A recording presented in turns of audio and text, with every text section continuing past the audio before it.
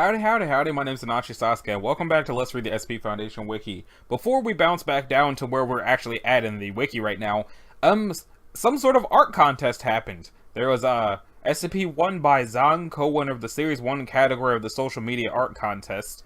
I'm not sure if this is one of the SCP-01s, or if it's all of the SCP-01s, but it looks, I thought it was a cognito hazard at first and was really confused. And then there's this, which is SCP-120, and I don't remember what SCP-120 was, so I'm not sure what's going on there. Let's find out! It is the teleporting paddling pool. Oh. It's a picture of all the people who got teleported into space from getting in that pool. By Hercules Rockefeller. Co-winner of the Series 1 category of the social media art contest. Cool. Now, let's zoom back down here. Because this episode we're going to be starting with a Sunken Relic and going up through SCP-500. So, let's check that out. It's safe! Could have been Keter, but it's not. So, SCP-496 is to be held in an aquatic containment unit located in Site-77 Safe SCP Wing. The containment unit is to be flooded with seawater matching or as close as possible to the mixture from the area of which it was recovered.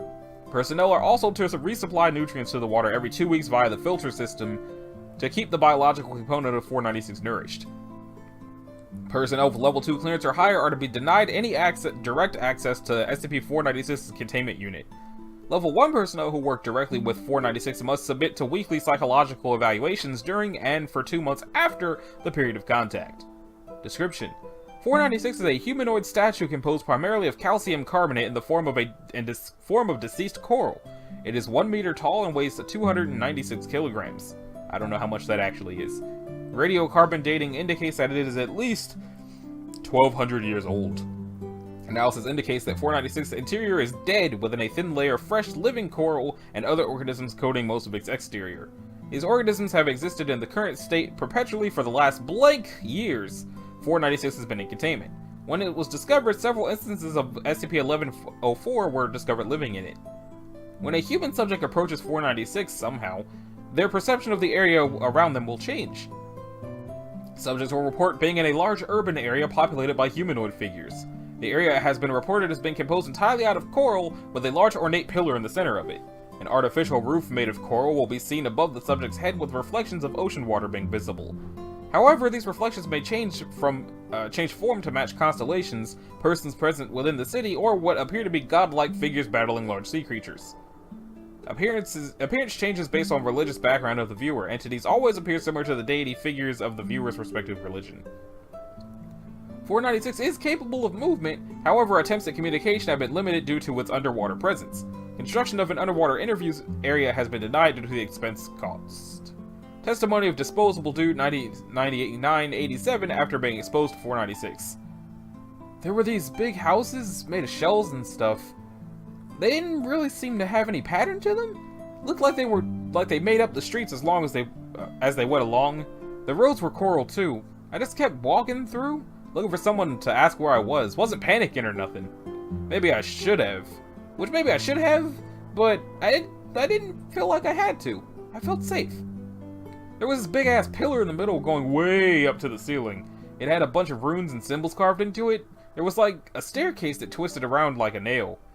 People were walking up and down carrying baskets of coral, food, all kinds of stuff. I kinda watched that for a while before I looked up and saw the ceiling. Look, I like those reflections you get from water at first, you know? Little white lines and shapes bobbing around. But after I looked for a minute, I saw it change. There were faces, people. There were warriors fighting off sharks and crabs, and there were guys just like emperors looking powerful. I sat down and watched that for a while, and that was when you yanked me out. In addition, subjects report that 496 is positioned at the center of a pantheon containing 12 statues, with each statue being composed of a different material. Other individuals are frequently seen within the city by subjects performing rituals or leaving offerings to specific statues. It is currently theorized that they once held a moral, religious, or cultural significance.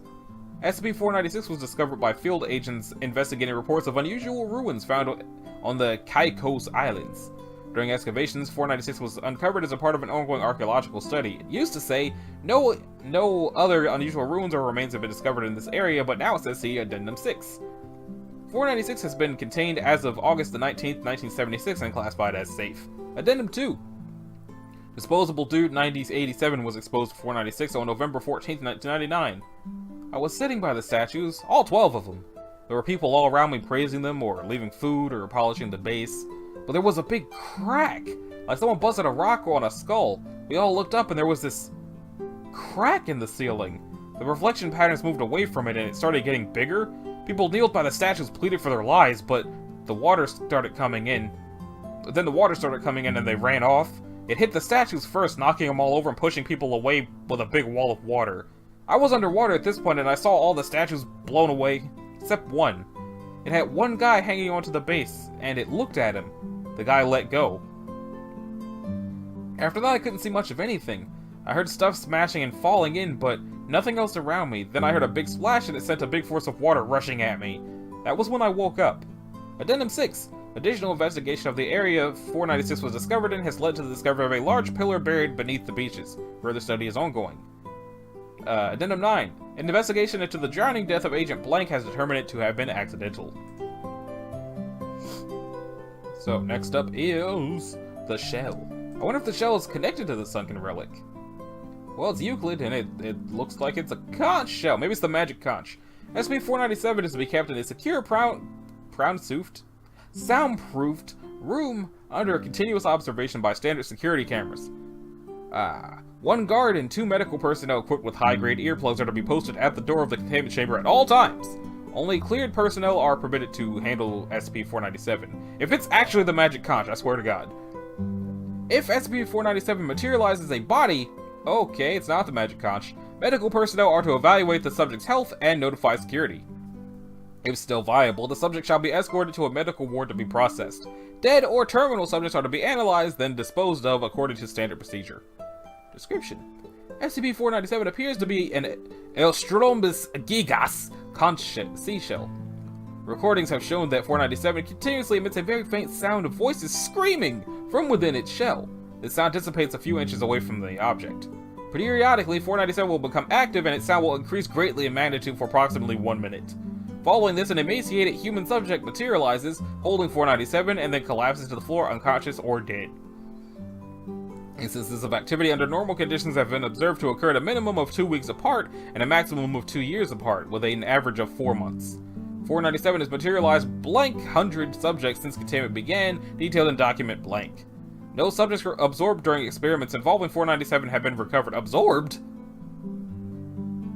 Subjects that hold 497 near their ear and listen to it for more than blank seconds will appear to fall unconscious and then disintegrate. This leaves 497 to fall to the floor. During periods of high magnitude sound production, any subject that hears the sound will be absorbed, even if not in close proximity to the object. Experimentation has shown that the subject must actually listen to and hear 497 in order to be absorbed.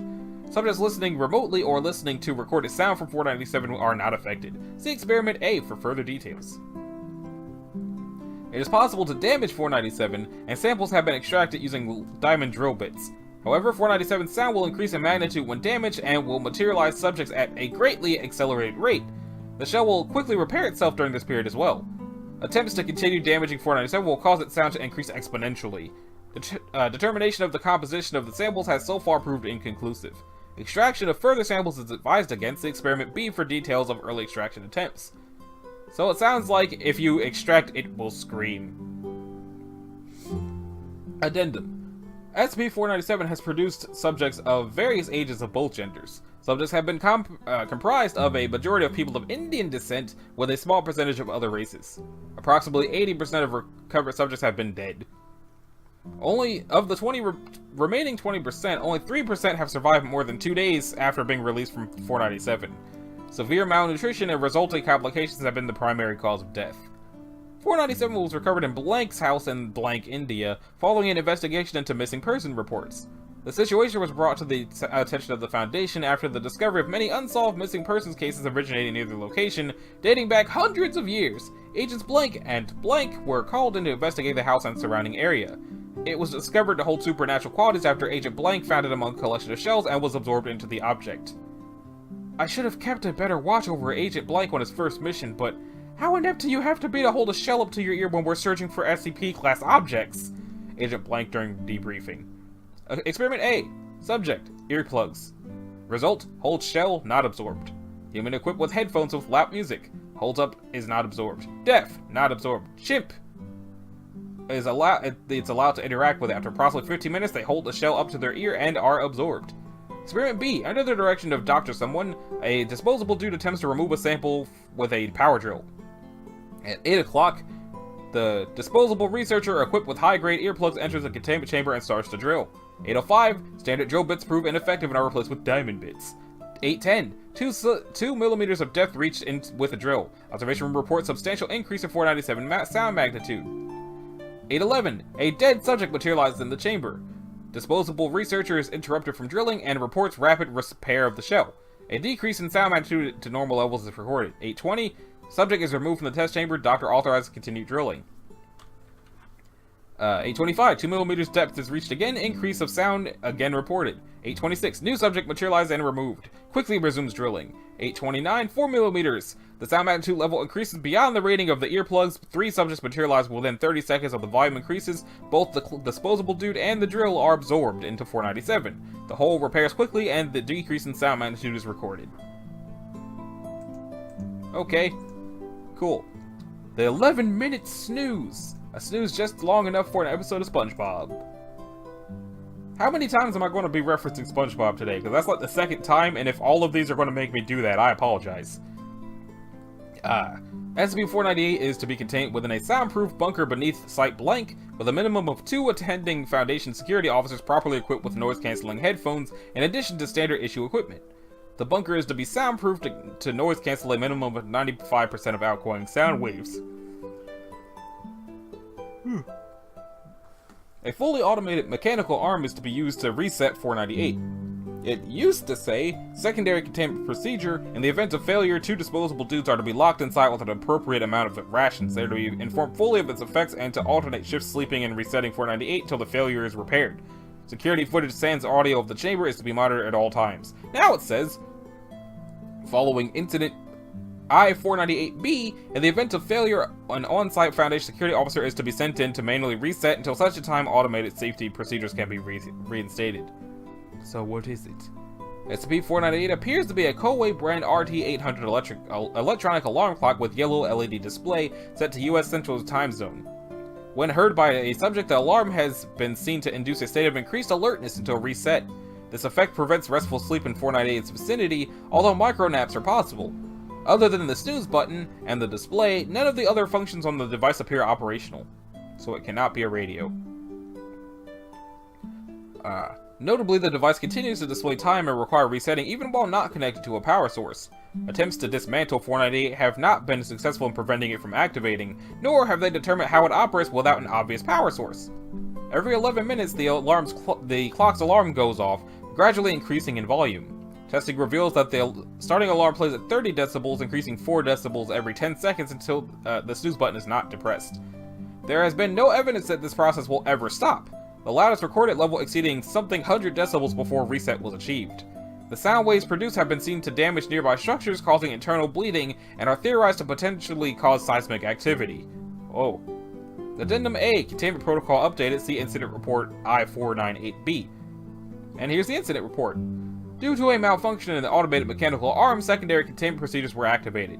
2 disposable dudes were utilized until a replacement arm could be manufactured and deployed. Disposable 4112 and 4113 were in day 3 of their containment procedure, and post-incident psychoanalysis indicate severe sleep deprivation and stress due to prolonged exposure to 498. They were observed conversing during this time, although lip reading proved to be ineffective in determining the nature of the conversation. At 10:45:06 p.m., they were observed depressing the snooze button on the device. At 10:56, before 11:12 begins to become noticeably and increasingly agitated, gesturing towards 498 and the other disposable dude. 4113 is seen becoming more and more aggressive. 4112 appears to be attempting to reason with him. 4112 attempts to reach for the device. 4113 pushes 4112 away. At this time, the attending security officers notice the situation via a closed-circuit camera. 498 has still not been reset. Attending a security officer decides to intervene. 4112 and 4113 are seen shouting at one another, with the latter standing over 498. Security Officer Blank Wilson enters the bunker without noise-canceling headphones, a violation of containment protocol. Officer Wilson appears to be arguing with the two disposable dudes, presumably ordering them to reset the device. 4112 again attempts to reach 498, at which point he is struck by 4113 and incapacitated. Officer Wilson draws his baton and engages 4113. Note, 4113 was convicted of murdering his CO and several fellow soldiers during a tour of duty in Iraq. 4113 wrestles the baton from Officer Wilson and subsequently subduing him. Second Security Officer Blank Thomas enters at this one equipped with headphones and his sidearm. Officer Thomas draws his sidearm and fires twice, missing both times before 4113 closes the distance between them. A scuffle ensues. Officer Thomas's headphones are knocked away. Both personnel are exhibiting severe pain at this point, presumably due to 498. Camera footage vibrating due to acoustic stress. At 11 o'clock, Officer Thomas manages to put distance between himself and 4113 and fire his sidearm. They are terminated. He stumbles from the bunker, sealing 498 and the occupants inside. Despite ruptured eardrums, he managed to activate the containment breach emergency switch before passing out. At 1:11, camera fails due to acoustic stress. At 11:25, due to an unrelated simultaneous breach at Site Blank, containment teams arrived nearly 25 minutes after the alarm was activated. Upon arriving at the scene, it was discovered that 4112 had at some point crawled himself to 498 and activated the snooze reset. He was found repeatedly depressing the button despite suffering from burst eardrums and internal bleeding. After action report, new containment protocol initiated. Both security officers Blank Wilson and Blank Thomas were diagnosed with eardrum rupture resulting in deafness. Officer Wilson treated for severe internal bleeding. Both reassigned. 4112 was treated for severe internal bleeding, commended for preventing a potentially catastrophic containment breach, and successfully terminated at the end of the month. That's messed up. Why bother commending him at all if they were still going to pick him off at the end of the month? Because he's disposable, that's why. The old Sun Man. Let's see what the old Sun Man is. The old Sun Man is to be contained within a circular containment unit measuring 60 meters in diameter, with a shovel trench measuring 110 centimeters around the perimeter to contain 2. The chamber is not to be entered during daylight hours except in cases of extreme emergency. The chamber must be entered, personnel to wear grade C heat hazard suit and appropriate eye protection. Food, water, and medication are to be supplied in appropriate amounts as according to the document 499 CE during nighttime hours. All loose items in the chamber are to be removed before sunrise. Under no circumstances is 499's daytime behavior to be interrupted. Description: the old Sun Man is a human male of indeterminate race measuring 1.75 meters tall and of at least 80 years of age. There's a heavy burn scarring present on the subject's body, primarily on the face, hands, arms, and chest. The old Sun Man's eyes are severely damaged by light overexposure and his respiratory system by smoke inhalation, rendering it effectively blind and mute. The old Sun Man will remain passive to any direct interaction. As appropriate for its age, the old Sun Man displays typical physical effects of aging, including a weak heart and poor eyesight and moderate to severe arthritis. In addition, X-ray analysis has shown no less than 21 healed bone breaks and hairline fractures, most located in the ribs and left leg. Of note is what the old Sun Man's abnormal resistance to heat. It is capable of resisting temperatures above boiling point for hours. 2 is a metallic sphere measuring 1.1 meters in diameter, consisting primarily of nickel iron alloy. The surface is engraved with abstract designs across the entirety of its surface. The item is incredibly dense and weighs approximately 5,900 kilograms. Despite this weight, 2 may be moved by human beings, though with severe difficulty. At sunrise local time, 2 will begin to emit light approximately 100,000 lumens and heat of approximately 120 degrees Celsius. The old Sun Man will then begin to push 2 in a wide circle, with 2's position relative to the diameter of the circle when aligned to geographic north, correlating with the relative angle of the sun above the horizon and the local time zone. At sunset local time, 2 will return to its inactive metallic state. Each complete circle will take approximately 48 hours. Addendum 1. At 2:33 p.m. blank 2000 something, the old Sun Man collapsed for unknown reasons. The medical staff on hand managed to resuscitate the subject after 28 minutes, at which point the old Sun Man continued its circuit. During the 28 minutes of inactivity, the sun was seen to remain at the same angle respective to the horizon without change. When the old Sun Man resumed usual behavior, the sun returned to its appropriate position and movement. Appropriate cover-up measures in the affected area were taken immediately afterwards. Addendum 2. To blank 2012. A message written by the old Sun Man using its feces was discovered by staff cleaning the containment chamber. As best as can be determined, the message was as follows.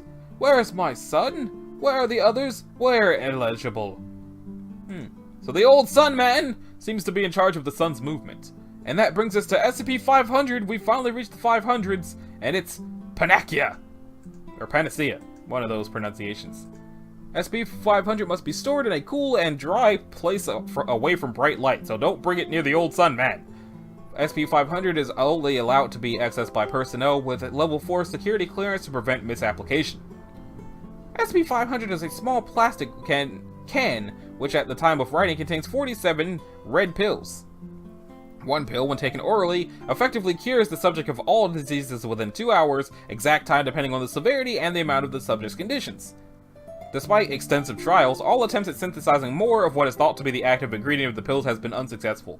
Note from Dr. Klein. SCP personnel below level 3 are now banned from handling 500. This is not to be used to cure a hangover. Get AIDS, and then ask permission. Request 500-1774K. Dr. Blank has requested one 500 pill for testing with 38. Request has been approved. Dr. Gears has requested one for testing 914. Approved. Dr. Blank has requested one for testing 253. Denied. Dr. Gibbons has requested 2 for his personal med kit. Denied. Addendum 1. 2 pills have been authorized for use with SCP-8. As a result of conducting a series of tests on disposable dudes infected with 8, it appears that even in the most advanced stages of the disease, one whole pill will accomplish full recovery. Number of pills is 57 at the time of writing. What? Well, I guess at the time of that writing it was 47, but at the time of Addendum it's 57, somehow. Addendum 2. 1 pill has been authorized for use with 409. 500 was tested on subject 409D5 who was exposed to the effects of 409. Complete recovery accomplished. See Addendum 1. Or 409-1. Number of pills is 56 at the time of writing. Addendum 4. Request 517-74K approved. 5 pills have been used in experimentation with SCP-38. It has been determined that 38 is capable of duplicating 500. However, the success of the duplicated pills is limited. Duplicated pills are only effective in curing the subject 30% of the time, where chance of successful healing dropping as time since cloned increases. In 60% of the cases where the infection is permanent, symptoms of infection remain, though further infestation is neutralized. Repeated dosing with SCP-38 clone pills is recommended for all personnel suffering from incurable conditions, as supply of 500 remains extremely limited. All 5 samples of 500 were returned. Number of pills is 56 at the time of writing. Addendum 5. During experiments with 38, 1 pill was stolen by personnel disposable somebody to reportedly cure a hangover. Stricter controls for samples of 500 given to other projects is suggested. That personnel has been terminated. 55 pills at time of writing. Addendum 6. 1 pill has been used with SCP-231-4. Number of pills is 54 at this time of writing. 1 has been used with for experiment 447A. Number of pills is 53. 1 has been used with SCP-208. Number of pills is 52. Request for 500-1862 approved. 1 pill of 500 is placed within 914 with the setting at fine. Resulting object reclassified as SCP-427. Number of pills is 51 at this time of writing. Addendum 10. 5 pills have been taken for the Olympia project, although only 2 were used. The remaining 3 will be returned shortly. Upon return, number of pills will be 49. Addendum 11. 2 of the pills have been used for experiment 217 blank blank. Number of pills is 47 at time of writing. And 12. Request to have SCP-500 investigated for mental compulsion leading to obsessive fixation denied for triviality. And what's the Olympia project? The Olympia project is a whole other thing that I think I should probably read later. It uses SCPs up through 914. I already know what 914 is. I don't know what 784 is. We'll be at 542 soon enough. So once we get up through 542, I'm going to come back to this for an SCP Saturday. So let me save that. Okay. So we close out of that. And that about does it for this episode. So, this has been Anashi Sasuke. This was Let's Read the SCP Foundation Wiki episode 110, I believe. If you liked it, a like and a subscribe. Let me try that again. A like and a subscribe would be groovy. If you didn't, you don't need to do either one of those things. And I will see y'all in the next one, where we should have different background music for the next one. Later.